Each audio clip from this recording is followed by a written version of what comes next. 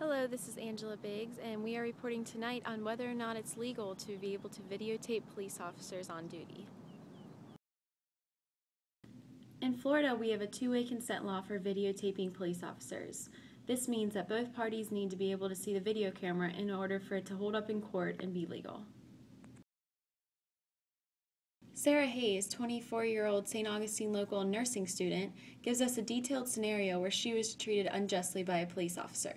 Leaving my boyfriend's house on 13th Street one day, and I was heading over to 9th Street, 4 streets away, and I was pulled over by a police officer as I passed him on 12th Street, and he said that I was going 7 miles over the speed limit, but I had just left 13th Street.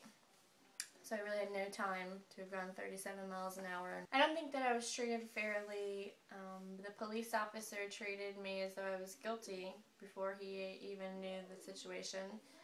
I pulled into my driveway and he pulled in behind me and flashed his lights. And I went to get out to see if there was a problem, and he told me to get back into my car immediately. And then he came to the car and he told me to put my hands where he could see them. And then he asked me if there were any weapons or drugs in the car, and I told him no. And he had another officer come. They put me in the back of a police car and searched my vehicle. After the police officers were still unable to find anything, they finally let me out of the cop car, and I was very disgruntled. In Florida, we have a two-way consent law for videotaping police officers. This means that both parties need to be able to see the video camera in order for it to hold up in court and be legal.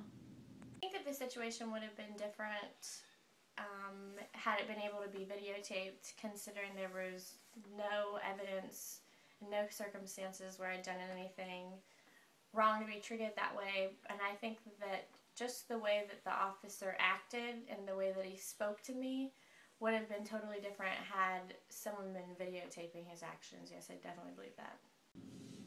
The appellate court put out their opinion saying, changes in technology and society have made the lines between private citizens and journalists exceedingly difficult to draw.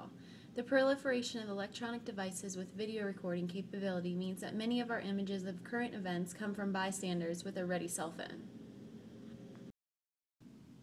Richard Hedges, Chief of Police for the St. Augustine Police Department, gives us some insight as to whether he thinks it's right or not for citizens to be able to videotape police officers on duty.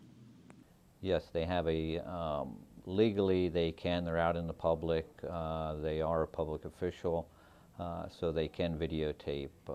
There are some instances which obviously law enforcement would not like to be videotaped. For example, an operational situation where you have a barricaded suspect or some type of operation, because with the live feeds they have from the news media, the suspects could be watching television and see where the law enforcement officers are, what their next plan is, and it may hinder a successful conclusion for that operation.